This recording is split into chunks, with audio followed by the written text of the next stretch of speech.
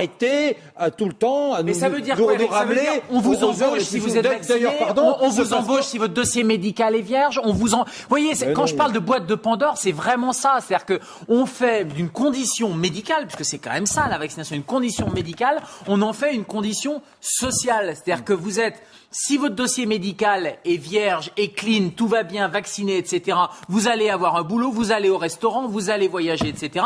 Et si ce n'est pas le cas, alors aujourd'hui c'est la vaccination, mais encore une fois, demain ça peut être autre chose, eh bien sur ce dossier médical, eh bien vous n'aurez pas les mêmes droits que les autres. Et ça, sur le plan éthique et sur le plan déontologique, et je ne peux que regretter que nos confrères ne pensent pas comme ça sur le plan éthique et déontologique.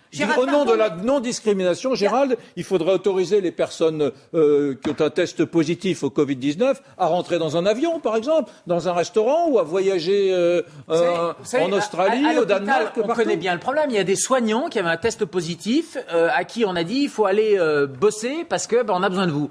Et donc on bossait avec un test positif. Mais à partir du moment où il y a les gestes barrières, qu'on appelle les barrières universelles, c'est-à-dire malade ou pas malade, positif ou pas positif, il n'y a pas plus de risque à la limite. On prend un masque, on se lave les mains et on va pas contaminer les autres. Et puis les bonnes pratiques, encore une fois, c'est de rester isolé pendant 7 jours. Et puis point barre. Regardez le président de la République, il a été isolé pendant 7 jours et il a pu mener sa vie après normalement. Eric, il y a deux questions qui sont différentes. Il y a la possibilité de voyager. Et déjà aujourd'hui, quand on veut voyager dans certains pays, je termine.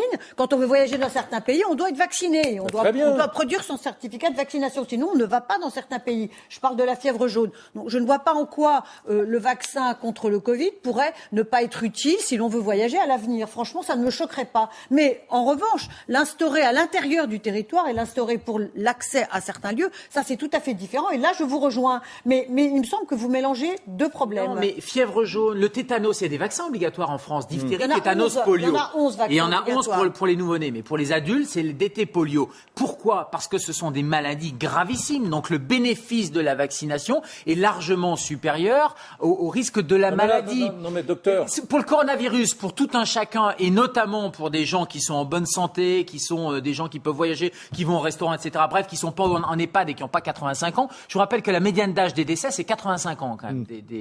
Elle était de 84 ans, elle a augmenté, elle est de 85 ans. Les morts du Covid.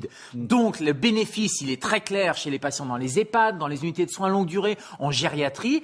Il reste à prouver chez les autres. Donc il faut convaincre, prouver, informer les gens. Et ça doit rester du volontariat. On ne peut pas comparer la fièvre jaune et le tétanos et le coronavirus. Oui, c'est pas possible. Non, je ne compare pas. Gérald, quand on veut voyager, on demande déjà des vaccins.